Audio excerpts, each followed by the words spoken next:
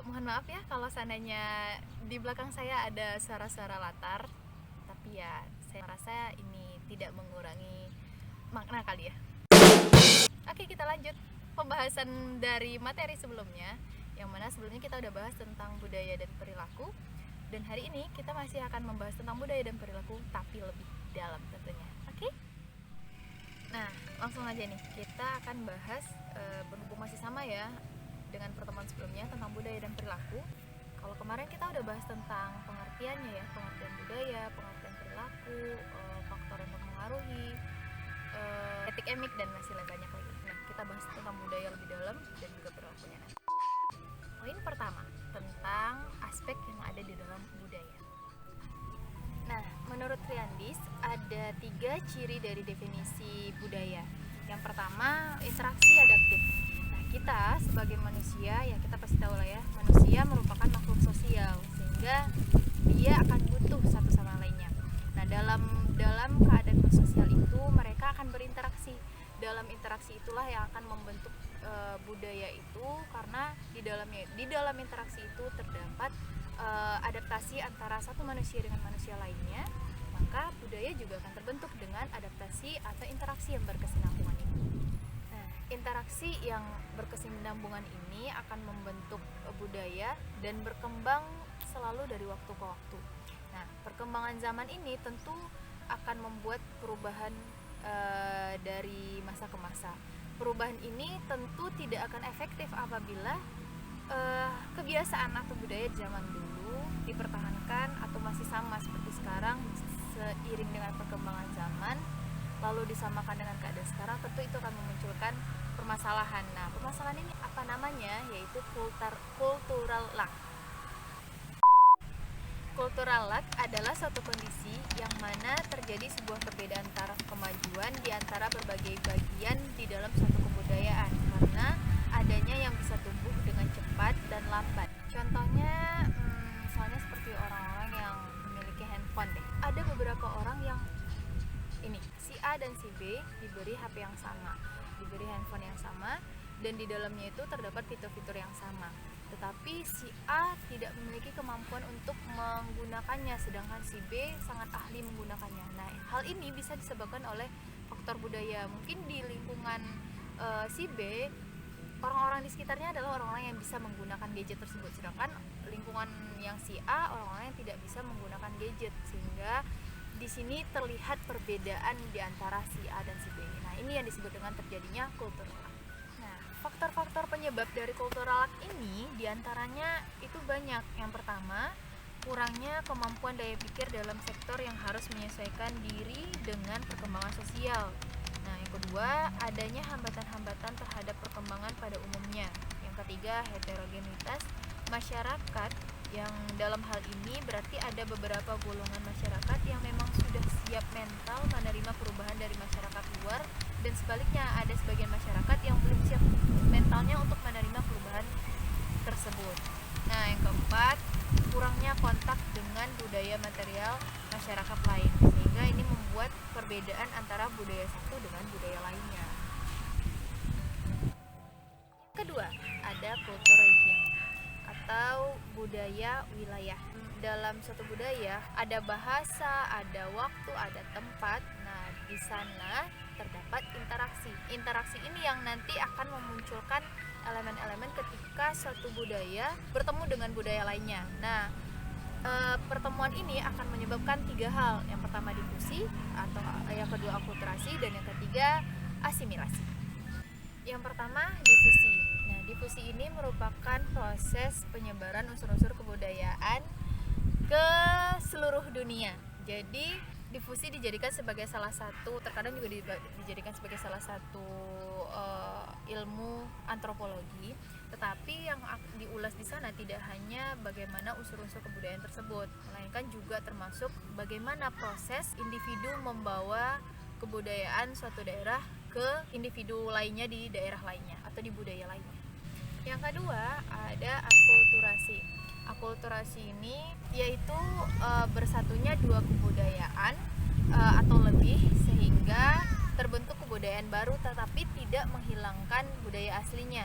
Nah, sedangkan yang ketiga, asimilasi, yaitu bersatunya dua kebudayaan atau lebih yang membentuk kebudayaan baru, tetapi akan menghilangkan budaya aslinya. Ya, itu mungkin akan sedikit sulit ya kalau kita menghafal, tapi kalau saya sih biasanya menghafalnya itu mengingatnya.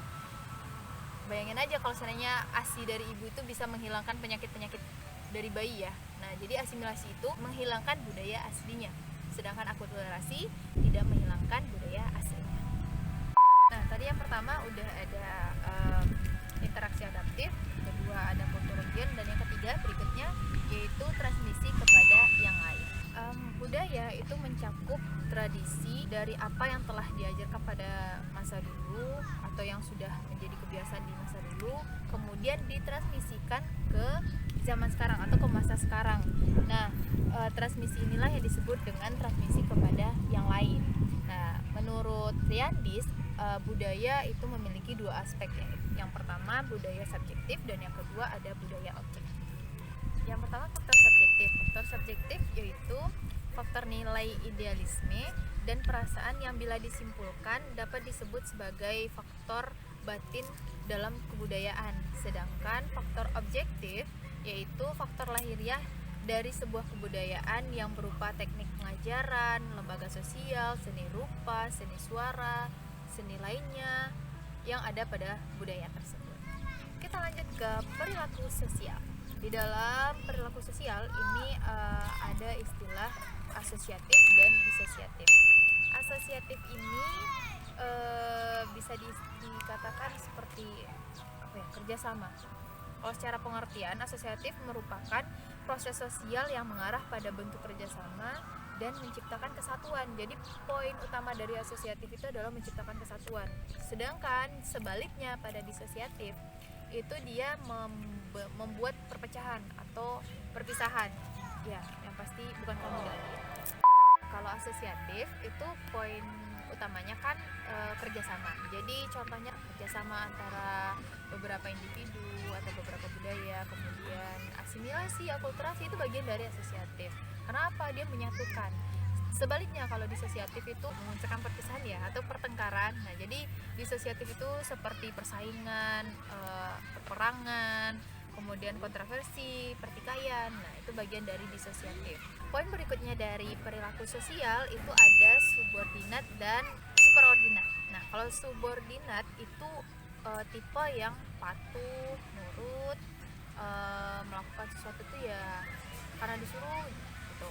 Sedangkan kalau superordinat itu seperti misalnya kritis, kemudian memberi perintah. Jadi kalau mungkin superordinat ini seperti tipe-tipe orang koleris kali ya. Sedangkan subordinat sebaliknya gitu. Jadi ada yang memerintah dan ada yang mengikuti perintah. Selanjutnya yaitu pengaruh budaya terhadap cara pandang manusia. Artinya bagaimana budaya ini berpengaruh terhadap pola pikirnya manusia, terhadap cara manusia memperhatikan sesuatu seperti itu. Nah, di sini ada beberapa hal yang perlu kita hati-hati sekali dalam memperhatikan hal tersebut. Cara kita memperhatikan suatu budaya, kita menganggap budaya orang lain itu sama seperti kita. Nah, itu kesalahan yang seringkali muncul dari individu atau orang-orang yang memperhatikan suatu budaya, apalagi terhadap budaya orang lain.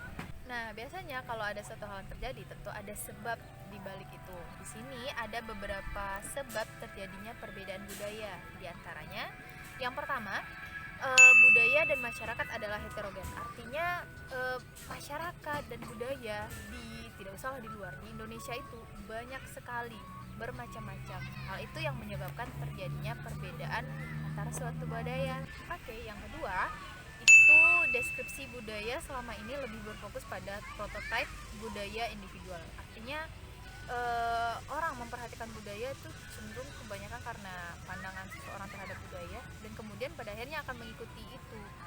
Kita harus hati-hati memandang budaya lain karena jangan sampai budaya itu kita pandang seperti kita memandang budaya kita sendiri, karena budaya itu berbeda-beda setiap daerahnya.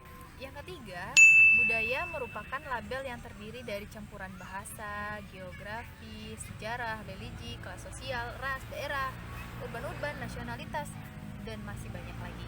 Nah, artinya ya itu tadi, ada banyak keberagaman dalam suatu budaya. Jadi kita tidak bisa memandang suatu budaya hanya dari sudut pandang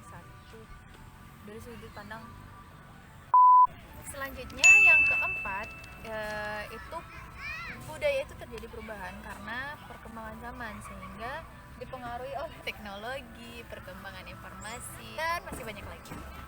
Yang kelima, hal yang juga nggak kalah penting dari penyebab perubahan budaya itu diantaranya perkembangan pola pikir manusia itu sendiri atau individu yang ada di budaya itu. Jadi pola pikir atau cara pandang individu itu bisa juga mempengaruhi perkembangannya atau perubahan budaya. Yang keenam, perubahan budaya bisa terjadi dengan melalui perkembangan media massa atau media informasi dan lain sebagainya.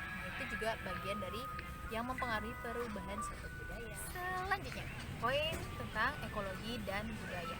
Nah, bagaimana sih hubungan antara psikologi, budaya, karakter itu sebenarnya ternyata saling mempengaruhi. Secara sederhana, Triandis mengatakan bahwa itu terbentuk dari ekologi, kemudian menjadi budaya, kemudian menjadi sosialisasi, selanjutnya menjadi kepribadian dan menjadi perilaku. Jadi perilaku dan keadaan psikologi terbentuk dalam keadaan yang berbeda-beda. Nah, artinya apa? Perilaku tersebut dibentuknya oleh keadaan-keadaan atau lingkungan yang berbeda-beda, maka membentuk kepribadian dari individu-individu itu juga berbeda. Nah, kepribadian yang berbeda itu juga yang akan membentuk perbedaan suatu budaya. Ekologi yang mempengaruhi itu seperti misalnya kondisi geografis, kemudian bahasa dan lain sebagainya, itu yang akan membentuk ciri khas masing-masing suatu budaya. Yang selanjutnya, letak budaya. Nah, dalam antropologi itu ada dua pandangan dalam hal ini, yaitu ada dua golongan, realis dan nominalis. Kalau para realis itu memandang bahwa budaya itu sifatnya ada wujudnya, harus ada bentuknya, kurang lebih seperti itu. Sedangkan menurut pandangan orang nominalis itu dari pikiran, pandangan, intinya mungkin yang tidak jelas atau tidak ada bentuk dan wujudnya, kurang lebih seperti itu. Nah, sedangkan Triandis memandang dua-dua hal itu adalah poin utama dari budaya itu sendiri. Jadi dua-duanya masuk nih. Jadi tidak bisa dipisahkan antara realis dan nominalis. Kurang lebih seperti itu. So, artinya apa? Letak budaya itu ada di mana? Kalau menurut saya pribadi, sebenarnya ada banyak poin yang menjadi letak dari bagian budaya itu, seperti lingkungan, manusianya itu sendiri, kemudian peninggalan-peninggalan sejarah, letak geografis, itu menjadi bagian-bagian dari budaya, karena berbeda tempat juga berbeda budaya, berbeda orang-orangnya.